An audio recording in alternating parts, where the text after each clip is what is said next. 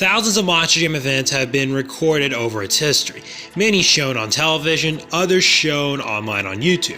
However, there are some events that have had zero footage existing, not just from the original Feld footage or Feld footage that is out there, but even of fan footage that doesn't exist of it either. And sometimes during these events, wild, scary, and bizarre accidents have occurred. That's what this video is for today. I'm Monster Jam Fan 2010, and today we are going to cover Monster Jam accidents not caught on camera.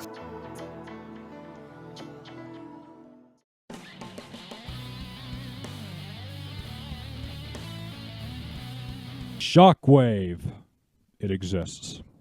According to Eric 40, Shockwave was, for the most part, another forgotten independent truck that ran in Monster Jam, except for one moment. At a 2010 event at Hartford, the third event of that weekend, from what has been stated, the truck went for a hit on the race lane jump, but landed to the right side and basically blew out both sides of the shocks, which is what led to it looking like this, a lot like what happened to War Wizard in Atlanta 2006.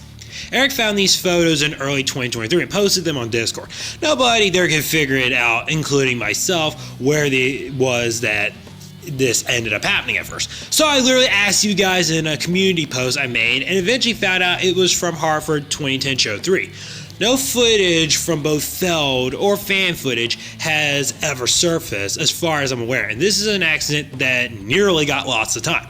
Not that this is the first time or the last time this will end up happening.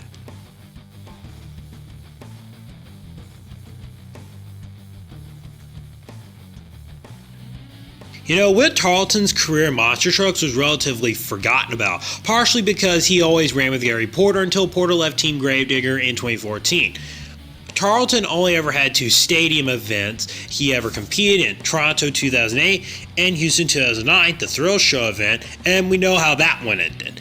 In the same year at an event in Richmond, Virginia on a Saturday night, Tarleton was at the end of his freestyle run, where Monster Mutt would make contact with a section of the arena wall, causing said section to be damaged. No footage or even photos of that matter have ever been surfaced of the accident, and it is very unlikely that they may end up surfacing actually as well.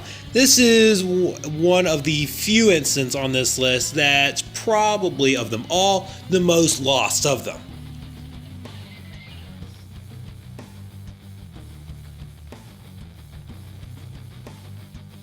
Our next accident on this list is the worst one that we will cover today. It's Hagerstown in 1999. During the event, Gravedigger 10, which was being driven, presumably by Pablo Huffaker, endured one of his worst accidents of his truck abusing career. During racing, the truck lost control and had a violent wreck which broke off the wheel. It ended up being a left front wheel and threw shrapnel and debris into the crowd. This resulted in 4 people, 2 being adults and 2 being children, injured from the accident. None of them were severe, but all of them requiring to be brought to a hospital. Luckily, everyone did recover in the end. However, since this was an outdoor event during an era where recording footage from the stands was not really a thing, and since it was an outdoor event, there is likely no chance footage of this incident exists anywhere. But really, who knows?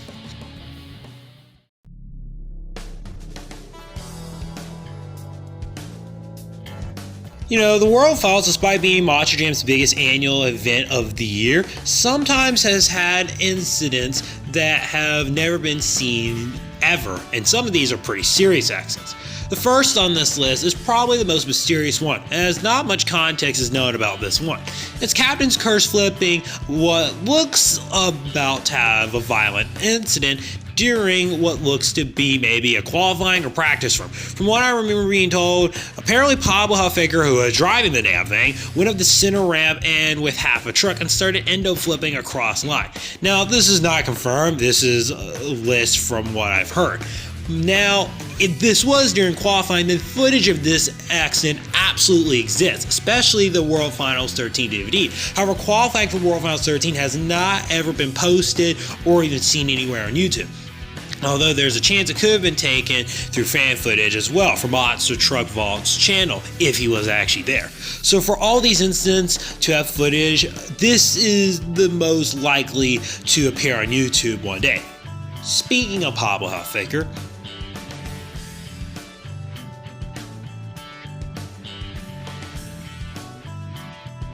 The monster truck abuser himself makes it on here again. Are we sure this guy shouldn't have been jailed and given a restraining order by the monster truck laws themselves for how much damn abuse he put his trucks through? Yeah, I'm getting off track. This time when he was driving Gravedigger at World Finals 4, filling in for an injured Dennis Harrison. During his practice run, Pablo, who was driving in Digger 14, had went off the track and crashed into Thunder Alley. Pablo had struggled mightily to get to grips with Digger 14. He could not reach the controls very well since he is smaller than Dennis, which is likely what ended up leading to this. In the end, Huffaker ended up using his Gravedigger 16 truck and only Digger 14 for the encore, while putting together his worst performance of his entire damn career.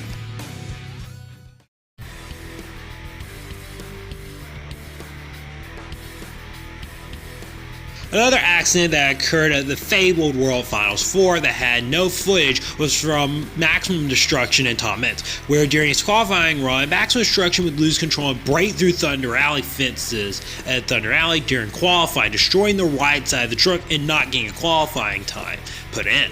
Only footage of the aftermath damage was shown, but not the accident itself. And it's unknown if there was actually footage that was recording or cameras even rolling during this time. I would assume yes, but who knows.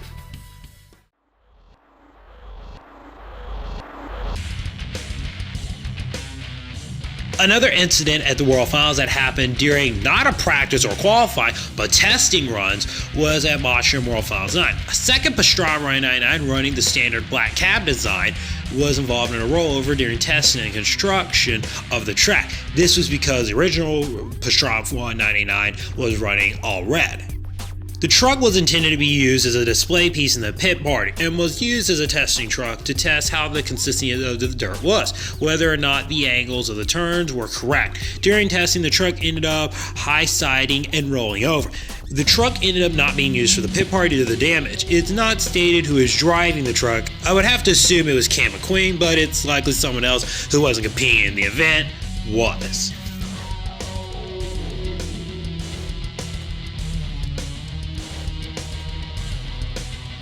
You know, Charlie Pauken has had many wild accidents over the course of his long 30-plus year career. One incident that is maybe the most well-known lost media moment of Monster Jam now is when Pauken freestyled in the WCW Nitro Machine truck and didn't have it run shown on TV. World Finals 1 pay-per-view was not actually a live broadcast live. It was instead shown on tape delay the day after the event took place, presumably for reasons of experiencing pay-per-view broadcasting for the first time. Even then, the event was not shown in an uncut live form, as certain segments had been edited for time or removed entirely, which included 3 freestyles that all ended under 10 seconds: Prowler, Reptoid, and the aforementioned WCW Nitro Machine. But the entirety of Prowler's freestyle and Reptoid's freestyle, as they were one-hit wonders, or Reptoid didn't even hit a damn obstacle, do have footage of the freestyle circulating online. Nitro Machines doesn't. It appears that when Pauken went for Sky Lily, let the truck set down and tried to continue only to catch the motocross ramp container and roll over quickly. For a while, only one photo of Nitro Machine was taken of the aftermath of the accident. Only in recent years have 3 more photos of the accident surfaced, giving fans a better idea of what happened. One thing is obvious is footage of the accident absolutely exists because the ISO camera was recording the entire time. Why the accident was never shown on Crash Madness 2 is beyond me.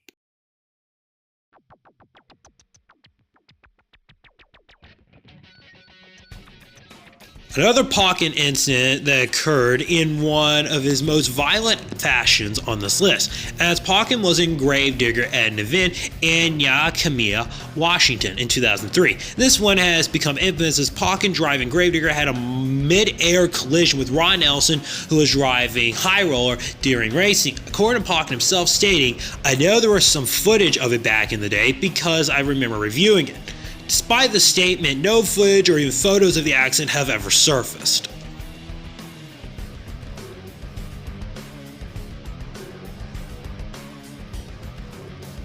The next incident on this list is the inspiration for this video. It's another one involving Charlie Pauken, and one that almost nobody has ever even heard of.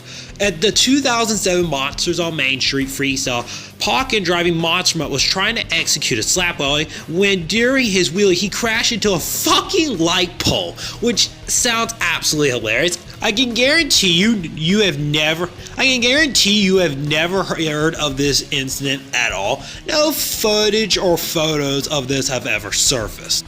Monster Truck Michaela left these comments on my community post stating she likely had photos of the accident on a hard drive, so this could very well be a likely chance of photos of the accident surfacing during one day. However, footage also definitely exists since there were Feld cameras at that event. However, no footage has ever surfaced.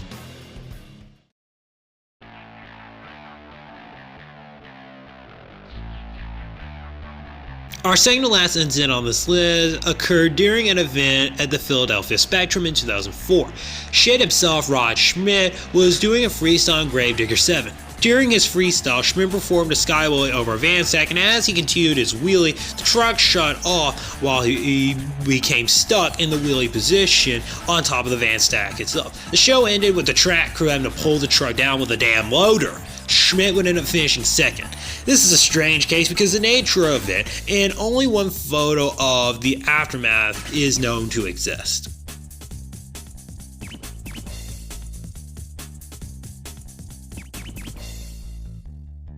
Our last accident to cover today is an infamous one taken from Tacoma 2002.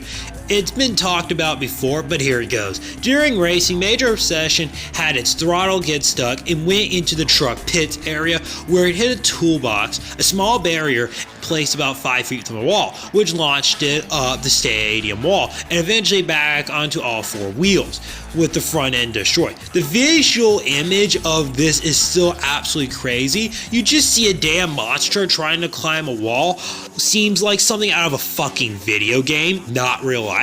Only these photos you're seeing are the only evidence of this happening. No footage of the event has ever surfaced from both fan and Feld footage. The earliest fan footage to surface from Tacoma events was from 2004, and the only Tacoma event that seems to be shown on the Feld Motorsports and in medias was from 2011. So while this one could end up being lost for a while or ever, still a strange and a kind of crazy looking imagery and wild incident.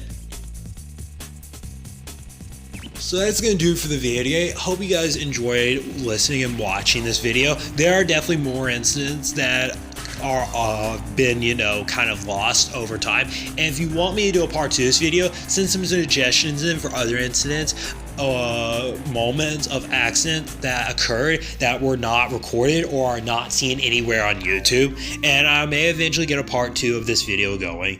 Anyways, this is Watching Fan 2010. Thank you guys for watching. I'll see you guys in the next video.